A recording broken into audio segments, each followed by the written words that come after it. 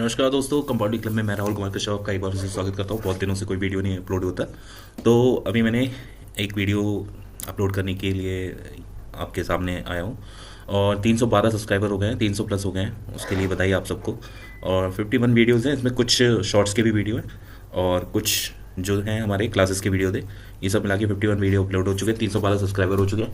ठीक है, तो बिना कुछ देरी करें हम लोग जल्दी से अपनी वीडियो स्टार्ट करते हैं, क्योंकि अभी तक जितनी कंप्लेन आई है उसमें सबसे ज़्यादा कंप्लेन मेरे को यही रिपीट होती हुई दिख रही है कि आपके वीडियो बहुत ज़्यादा लंबे होते हैं, इस वजह से हम लोग नहीं देखते हैं। वो बात अलग है कि कोई भी व्यक्ति जो है 2 घंटे की रील देख लेगा, ठीक है, 2 घंटे तक रील देखता रहेगा, लेकिन उसको 40 मिनट की वीडियो, ये 16 मिनट का वीडियो, 42 मिनट की वीडियो, ये वीडियो उसको लंबे लग रहे हैं। ठीक है, एजुकेशन पर्पज से जो वीडियो बनाए गए हैं वो उसको लंबे लग रहे हैं। वो ऐसे ही आँख मीच के कॉल आउटपुट खरीद लेगा, लेकिन पढ़ने के लिए नहीं आएगा। ठीक है, कर सकते हैं अपनी मर्जी, लोगों का अपना मानसिक संतुलन है, और जिस तरीके से वो ट्रेड करेंगे उसका फल उनको मिलेगा। लॉस में आएंगे तो फिर आएंगे सीखने के लिए। हमने भी ऐसे ही स्टार्ट किया था। तो बातों से जब नहीं सीखता आदमी तो अपने एक्सपीरियंस से सीखता है, और जब एक्सपीरियंस से सीखता है तो एक्सपीरियंस स्टॉक मार्केट में एक्सपीरियंस से जो सीखता है उसके एक्सपीरियंसेस बहुत ज़्यादा भयावह होते हैं। ठीक है, तो ठीक है, कोई नहीं, जिसको एक्सपीरियंस से सीखना है वो एक्सपीरियंस से सीखे। 40 मिनट की वीडियो जिसको लंबी लग रही है तो लगने दो। ठीक है, हम अपनी वीडियो बनाते रहेंगे, कोशिश करेंगे। ठीक है, उन लोगों का भी ध्यान रखेंगे जिन लोगों को वीडियो लंबी लग रही है, जिन लोगों को वीडियो देखने का समय नहीं मिल पा रहा है। 2 घंटे रील स्क्रॉल कर लेंगे लेकिन वीडियो देखने का समय नहीं मिल रहा है, उनके लिए भी हम लोग वीडियो को शॉर्ट करने की कोशिश करेंगे। ठीक है, तो वीडियो स्टार्ट करते हैं, मेरा कुछ देरी करे हुए हैं। आज की वीडियो मेरी ऑप्शन अभिमन्यु ऑप्शन क्लासेस पे ही होगी, और वीडियो का नाम होगा कि OI डेटा कैसे चेक करते हैं। अब ये OI डेटा क्या होता है इसके बारे में हम बात करेंगे। आज कोई PPT नहीं होगी आपके सामने, कुछ भी नहीं होगा, बस आपको मैं सीधे चार्ट पे ले जाके ऑप्शन चैनल पे ले जाके समझाऊंगा। ठीक है, तो स्टार्ट करते हैं। नहीं, आज हमको देखना है open interest data. Open interest data क्या होता है? ठीक है, उसके लिए सबसे पहले हमें FNO सेगमेंट में आना पड़ेगा। FNO सेगमेंट में हम जैसे ही आ जाएंगे उसके बाद हमको क्या करना है, हमको निफ्टी का चार्ट खोल लेना है। निफ्टी की चार्ट खोलने के बाद हमको यहाँ पे मैंने बताया था एक अटैचमेंट का साइन होता है, इसको खोल लेना है। ये ऑप्शन चैन होती है। लास्ट वीडियो में जो भी मैंने बताया वो मैं रिपीट करता हुआ जा रहा हूँ। ठीक है, अगर आपको लगता है आपकी एनालिसिस है, आपने कोई भी एनालिसिस अपनी कर रखी है, किसी भी चीज़ को आपने पढ़ रखा है, आपने कोई भी कैंडलस्टिक पैटर्न पढ़ रखा है, या फिर आपने चार्ट पैटर्न पढ़ रखे हैं, तो उसके बेसिस पे हम लोग अपनी प्रेडिक्शन बनाते हैं। ठीक है, उस प्रेडिक्शन के बेसिस पे मान लो आपको लग रहा है कि मार्केट जो है यहाँ से ऊपर जा सकता है या मार्केट यहाँ से नीचे गिर सकता है, कोई भी आपकी प्रेडिक्शन हो सकती है। ठीक है, तो जब मार्केट ऊपर जाएगा आपको पैसे बनाने हैं शॉर्ट टर्म में, निफ्टी में ट्रेड करना है, तो निफ्टी में डायरेक्ट पैसा इन्वेस्ट नहीं किया जाता है। ये मैंने आपको लास्ट वीडियो में बताया था। उसके लिए कुछ ऑप्शंस होते हैं, जैसे फ्यूचर का ऑप्शन होता है, ऑप्शंस का ऑप्शन होता है। ठीक है, ये सारे ऑप्शंस होते हैं जिससे हम पैसा बना सकते हैं मार्केट के अंदर, किसी भी एक इंडेक्स के अंदर। ठीक है, तो हम लोग क्या करेंगे यहाँ पे, हम लोग मान लीजिए अगर मुझे कॉल परचेस करनी है, मेरे को लग रहा है मेरी टेक्निकल एनालिसिस बोल रही है कि मेरा मार्केट यहाँ से ऊपर चला जाएगा, निफ्टी यहाँ से ऊपर चला जाएगा, तो मैंने निफ्टी की ऑप्शन चैन खोल रखी है। 9 जून इसकी एक्सपायरी है, अगले वीक में आएगी, थर्सडे वाले दिन। ठीक है, ये भी मैंने आपको बताया था कि कौन से डे में किस चीज़ की एक्सपायरी होती है। हर वीक के मंगलवार को निफ्टी की एक्सपायरी होती है, तो 9 जून को अगला मंगलवार पड़ेगा, उसकी एक्सपायरी हम लोग ट्रेड करते हैं। ठीक है, अभी अगर 23,400 से ऊपर मार्केट है, 23,405 है, तो 23,400 की जो कॉल होगी वो एट द मनी होगी। हम लोग ज़्यादातर ट्रेड करते हैं एट द मनी में। ठीक है, तो ये एट द मनी हो गई। अगर मेरे को लगता है कि मार्केट ऊपर जाएगा यहाँ से, तो मैं कॉल परचेस करूंगा।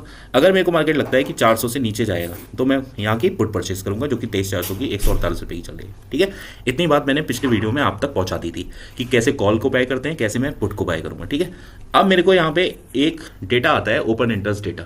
ठीक, ओपन इंटरेस्ट डेटा क्या होता है? ये जो कॉल और पुट होते हैं, ठीक है, ये हमारे बाइंग के हिसाब से नहीं बने होते हैं। इनकी जो मैन्युफैक्चरिंग होती है, इनको जो जिस कंपोनेंट से मिलकर ये बने होते हैं, तो ये सेलर को ध्यान में रख के बने होते हैं। समझे आप? मतलब सेलर्स के पॉइंट ऑफ व्यू से बने होते हैं। इसमें हमेशा बेचने वाले को ज़्यादा फायदा होता है इन कंपैरिजन टू खरीदने वाले को। ठीक है, हमेशा खरीदने वाला इसमें फंस जाता है और बेचने वाले को ज़्यादा फायदा होता है। तो ये जो पूरा डेटा होता है, ये पूरा डेटा तैयार किया जाता है सेलर्स के पॉइंट ऑफ व्यू से। कहने का मतलब, अगर किसी को लगता है कि मार्केट यहाँ से ऊपर जाएगा, तो वो कॉल परचेस करने की बजाय एक पुट को सेल करेगा, पुट को सेल करेगा। हाँ, इसमें पैसे ज़्यादा लगेंगे, 1,60,000 रुपये लगेंगे, 1,65,000 रुपये लगेंगे, लेकिन वो सेफ होगा। थीटा डिके जो होता है ना, वो उसके फेवर में होता है। अब ये थीटा क्या है? ये ग्रीक्स होते हैं। ठीक है, 5 ग्रीक्स होते हैं, 5 ग्रीक से मिलकर जो है अपना ऑप्शन बना होता है। ठीक है, तो वो ग्रीक का जो चैप्टर है वो आगे आएगा, उसके बारे में आगे डिस्कस करेंगे। उससे पहले हम लोग कुछ और डिस्कस कर रहे थे, वो डिस्कस करेंगे। हम लोग डिस्कस करेंगे आज की डेट में, आज की क्लास में, ओपन इंटरेस्ट डेटा के बारे में। ओपन इंटरेस्ट डेटा क्या होता है? मैंने आपको बताया कि जो ऑप्शंस बने होते हैं वो सेलर के पॉइंट ऑफ व्यू से बने होते हैं। तो सारी बातें यहाँ पे सेलर के मद्देनजर रखते ही हम लोग आगे को डिस्कस करेंगे। सेलर्स, जैसे मान लीजिए जो बंदा पुट सेल करके, कॉल सेल करके गया है, ठीक है, उसके पॉइंट ऑफ व्यू से डेटा बना होगा। ठीक है, अब सुनिए, ओपन इंटरेस्ट एनालिसिस क्या होती है? ओआई का मतलब होता है कि सेलर्स कितने मौजूद हैं। ओआई का मतलब क्या होता है कि उस पर्टिकुलर स्ट्राइक प्राइस के, उस पर्टिकुलर स्ट्राइक प्राइस के, ये 23,400 जो स्ट्राइक प्राइस है, इस 23,400 के स्ट्राइक प्राइस पे कितने सेलर अवेलेबल हैं। देखो सेलर अवेलेबल होंगे तो हमें सेलर को देख के, जो बंदा पैसा ज़्यादा लगाता है ना मार्केट में, मार्केट हमेशा उसके फेवर में मूव करता है। तो जो बंदे के पैसे ज़्यादा लगे होंगे तो हमको उसकी एनालिसिस करनी पड़ेगी ना। हाँ, तो ओपन इंटरेस्ट, ओपन कॉन्ट्रैक्ट जो होता है उसके हिसाब से हम लोग जो है यहाँ पे डिस्कस करेंगे। तो वही ओपन इंटरेस्ट ये होता है कॉल ओआई, ये होता है पुट ओआई। ठीक है, अब कॉल वाई और पुट वाई का मतलब ये मत समझिएगा कि कॉल वाई ज़्यादा है तो उसको हम ऐसा समझेंगे कि यहाँ वॉल्यूम ज़्यादा है। वॉल्यूम अलग होता है, ठीक है, वॉल्यूम अलग होता है और ओआई, ओपन इंटरेस्ट डेटा, अलग होता है। ठीक है, तो जो अब ये सेलर के पॉइंट ऑफ व्यू से है तो ये उल्टा बिहेव करने वाला है।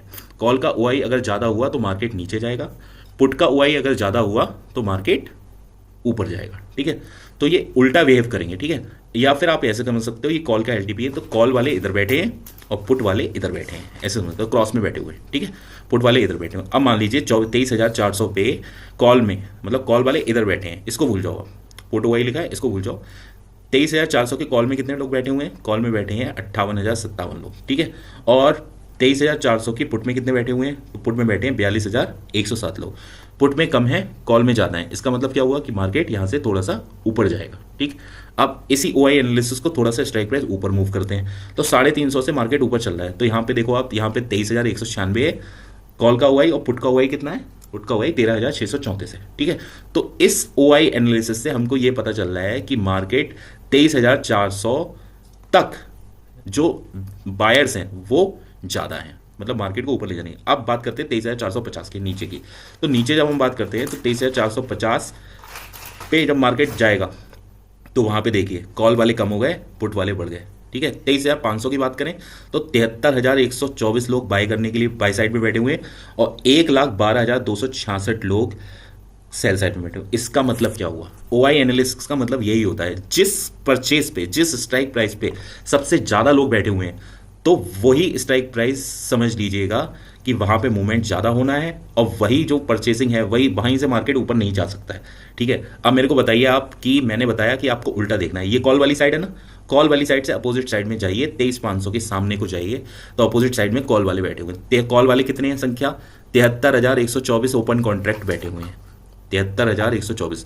लेकिन मैंने कॉल साइड में बोला था सेल साइड वाले बैठे होते हैं, तो सेल में कितने बैठे हैं? 1,12,266 लोग। ज़्यादा कौन है? ज़्यादा है सेल साइड वाले। तो मार्केट किधर मूव करेगा? मार्केट मूव करेगा सेल साइड में। इसका मतलब 23,500 के पास जब मार्केट आएगा तो हमको क्या खरीदना है? हमको पुट परचेज करनी है। ये डेटा मेरे को यही बता रहा है, ये डेटा मेरे को यही बता रहा है। इसके अलावा अगर आप कुछ भी चेक करते हैं तो ऊपर देखिए यहाँ पे डेटा है, तो यहाँ पे बहुत कम डिफरेंस है, लेकिन यहाँ का डिफरेंस बहुत ज़्यादा है।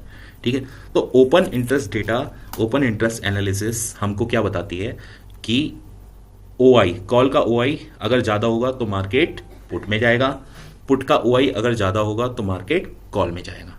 समझ गए आप? ठीक है, तो ये बात चीज़ें आप समझ लीजिए कि पुट का ओआई ज़्यादा रिवर्स काम करेगी। जिसका ओआई ज़्यादा होगा उस डायरेक्शन में मार्केट जाएगा, जिसका ओआई ज़्यादा होगा उससे अपोजिट मार्केट में मार्केट जाएगा, अपोजिट डायरेक्शन में मार्केट जाएगा।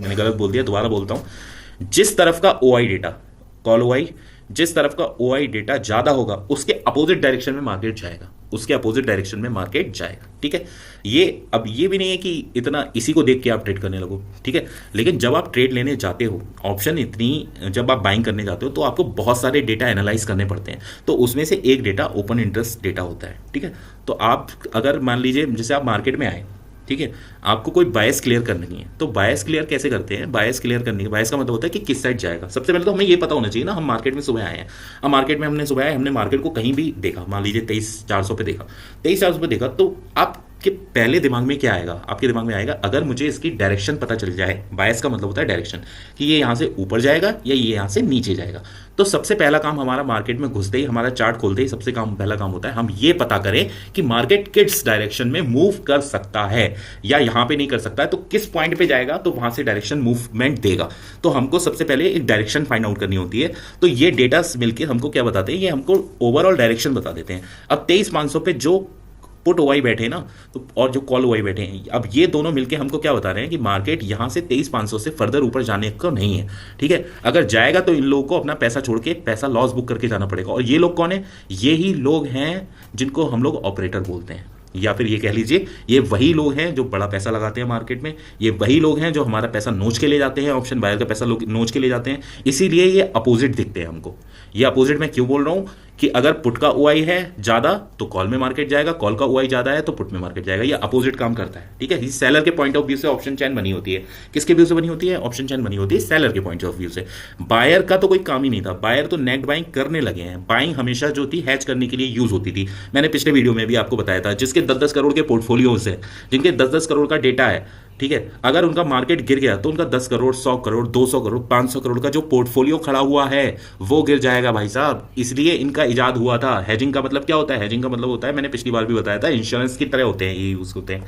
ठीक है, जिनका 10 करोड़ का, 20 करोड़ का, जिसका 500 करोड़ का पोर्टफोलियो खड़ा हुआ है, वो भाई साहब ये खरीद के उसको सेव करते हैं। 10-20 हजार रुपए का एक लॉट आता है, 10-20 हजार का एक लॉट खरीदेंगे और वो 10-20 करोड़ का, 50 करोड़ का जो पोर्टफोलियो है उसको सेव कर लेंगे। अगर मार्केट गिरता है, उनका पोर्टफोलियो रेड दिखाता है, तो उन्हें यहां पे प्रॉफिट होने लगेगा। ऑप्शन चैन में ऑप्शन बाइंग इसीलिए बनी थी। ऑप्शन बाइंग एक इंश्योरेंस की तरह ही काम करती है बस।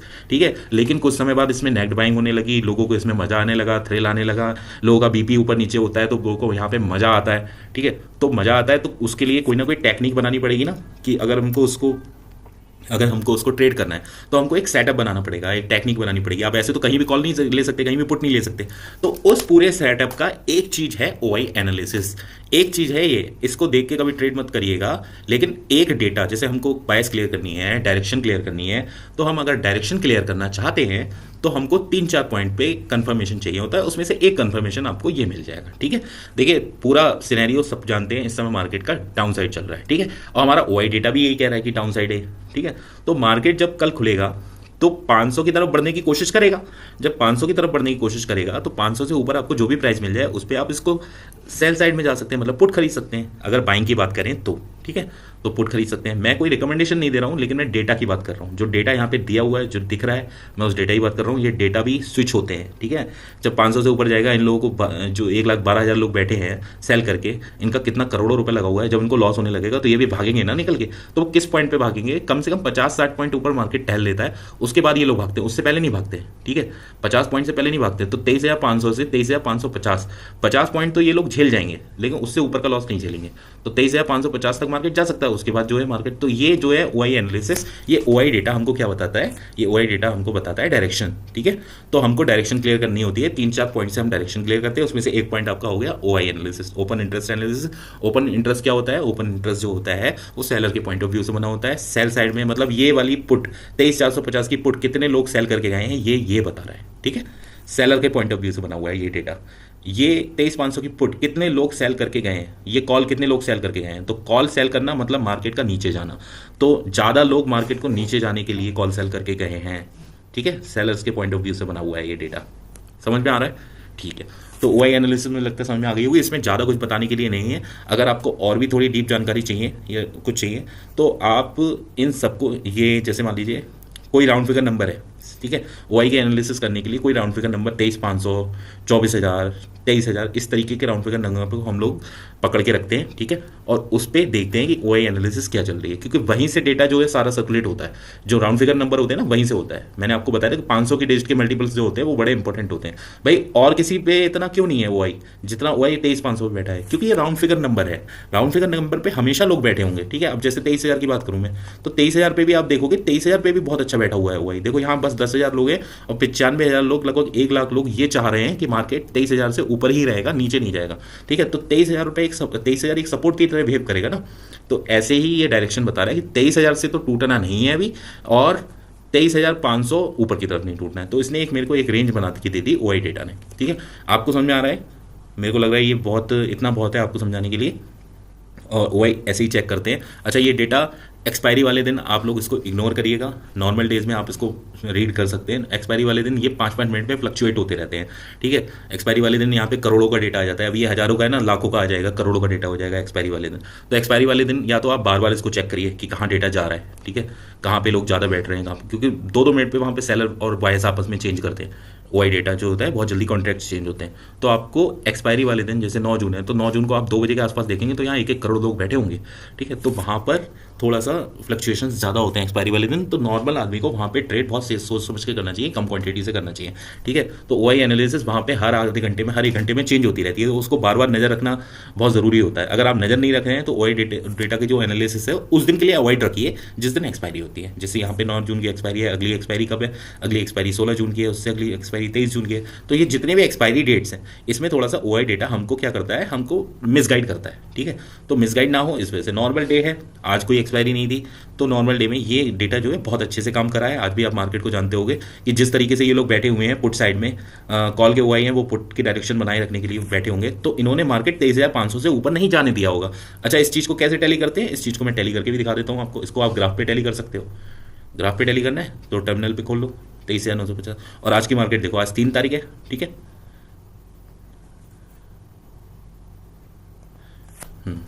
आज 3 तारीख है, तो आज ये देखो पूरे दिन में मार्केट 23,550 से क्या ऊपर गया है। इसको वन डे टाइम फ्रेम में है, इसको 5 मिनट में देख लेते हैं, ठीक है। तो जवाब मिलता है नहीं गया है। कहाँ तक गया है मार्केट, पूरे दिन में मार्केट आज गया है 23,460, मतलब 500 का टच नहीं किया, 500 का टच नहीं किया। अब भाई यहाँ से मतलब आपको किसी को ट्रेड लेनी होती है, ठीक है। तो यहाँ पर 23,460 तक गया है, 500 तक नहीं गया। जहाँ इसने लो बनाया है, पहली रेड कैंडल बनाई है, यहाँ पे कोई पुट खरीद सकता है आराम से, और यहाँ पे पुट बाय करेगा 431 432 के आसपास, और ये पूरा 396 380 तक का इसने राइड पूरा आपको राइड कराया है, ठीक है। 60-70 पॉइंट आराम से दिए, जो कि कॉल पुट में आपके 30-35 पॉइंट बन जाते हैं। कोई रिकमेंडेशन नहीं है, बस आपको समझाने के लिए मैं ये बता रहा हूँ।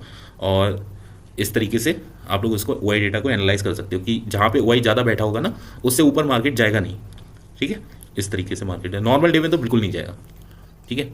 और अगर कोई न्यूज़ आ जाए कुछ, अच्छा ये जब इतना मार्केट बेयरिश था तो ये एकदम से यहाँ पे कैसे ग्रीन कैंडल बनने लगी। सुबह से मार्केट इतना टूट रहा था, 200-300 पॉइंट गिर गया था, उसके बाद मार्केट ये कैसे ग्रीन बना रहा है। यहाँ पे एक न्यूज़ आई है, लगभग 12 बजे के आसपास न्यूज़ आई थी। गवर्नमेंट ने ये कहा है कि हम लोग जो टैक्स लगा रखे हैं, एफआईआई जो बेच के भाग रहे हैं, वो इसलिए भाग रहे हैं क्योंकि उन्हें टैक्स ज़्यादा देना पड़ रहा है भारत में। हमारी निर्मला सीतारमण जी ने बहुत ज़्यादा सारा टैक्स लगा रखा है, फाइनेंस मिनिस्टर ने। तो उन्होंने इस बात पे दोबारा मतलब वो रिव्यू करने के लिए बोला है कि हम जिस चीज़ को दोबारा रिव्यू करेंगे, हो सकता है कि टैक्स कट हो जाए। जितना टैक्स उन्होंने बढ़ाए हैं, LTCG, STCG, long term capital gain और शॉर्ट टर्म कैपिटल गेन बढ़ा रखे हैं, जिसकी वजह से हमारे पैसे की वैल्यू डेप्रिशिएट होती जा रही है और डॉलर जो है बढ़ता जा रहा है। तो ये सारे रीजंस होते हैं जिसपे गवर्नमेंट भी जब नज़र रखती है कि नहीं हमारी इकोनॉमी ही गिर रही है, हमारा निफ्टी 50 ही गिर रहा है, तो वो भी एक्शन लेने पे आ जाती है। और देखिए आज उन्होंने बोला है, आज उन्होंने बोला है कि हम लोग इसको रिवाइज करेंगे, इसको कट करेंगे, जो भी टैक्सेस ज़्यादा हैं। तो एकदम से देखिए कैसे बाइंग आई, 3 कैंडल देखिए 100-200 पॉइंट से ऊपर ले गई मार्केट को, ठीक है। यहाँ पे देखेंगे आप तो 150 पे था, 150 से मार्केट जो है सीधे सीधे आपका 348, मतलब 200 पॉइंट का मूवमेंट आ गया। उसके बाद भी रुका नहीं है, 50 पॉइंट रिट्रेस किया है, और उसके बाद फिर 200 पॉइंट का या 150 पॉइंट का मूव इसने फिर दे दिया, ठीक है। तो न्यूज़ पे ध्यान रखना बहुत ज़रूरी है। फिर भी सेलर्स इतने हावी थे कि ये छोटी सी न्यूज़ है, इसको 500 से ऊपर 23,500 से ऊपर क्लोजिंग नहीं हो पाई है। तो आप समझ गए होंगे कि कैसे डेटा एनालाइज करते हैं, ऑप्शन चैन आपको बता देती है, ठीक है। तो ओआई एनालिसिस यही होती है, इसी को ओआई एनालिसिस बोलते हैं। हर घंटे में इसको चेक करना होता है, ठीक है, कि कहाँ पे लोग कहाँ से कहाँ मूव हो रहे हैं, क्योंकि जहाँ जहाँ मार्केट आपका जैसे 500 के आसपास आएगा तो आप इसको तुरंत आगे देखिए कि कहीं ये मूव तो नहीं हो रहा है, तभी अपना एसएल प्लान कीजिए, ठीक है। इस तरीके से हम लोग ऑप्शन चेन करते हैं। उसके अलावा हम लोग अगली वीडियो लेके आएंगे, उसमें हम लोग पीसीआर रेशियो के बारे में बात करेंगे, जो कि होता है पुट कॉल रेशियो, ठीक है। तो वो put OI upon call OI is equal to PCR ratio, ठीक है। रेशियो क्या होता है, दो चीज़ों का आपस में डिवाइड कर देंगे, रेशियो निकल आता है। तो पुट का ओआई को कॉल के ओआई से डिवाइड कर देंगे तो क्या निकल आएगा, तो हमारा पीसीआर रेशियो निकल आएगा। तो अगले वीडियो में हम पीसीआर रेशियो और क्रीक्स के बारे में बात करेंगे, ठीक है। आज की वीडियो यहीं समाप्त करते हैं। वीडियो मैंने छोटी रखने के लिए छोटा ही कॉन्सेप्ट चुना था, और वैसे भी ये क्लास वाइज भी आ रहा है, पैटर्न पड़ रहा है क्लास वाइज इसमें, जो मैंने इंडेक्स बना रखा है उसके अकॉर्डिंग। तो प्लीज़ आपका कीमती समय जो आपने दिया उसके लिए धन्यवाद। और अभी इस वीडियो को यहीं पे एंड करते हैं। Thank you so much, thank you. Please subscriber बढ़ाते रहिए और वीडियो को लाइक करते रहिए। ऑप्शन में मुझे लगता है लोगों को ज़्यादा रुचि नहीं है, वरना हर वीडियो में मेरे 150-200 से ऊपर व्यूज़ आए हैं क्लासेस वाले में, लेकिन इसमें 72 व्यूज़ रह गए हैं। प्लीज़ इसको लाइक करते रहिए और अपना प्यार देते रहिए। Thank you so much. Video को एंड करते हैं। Thank you.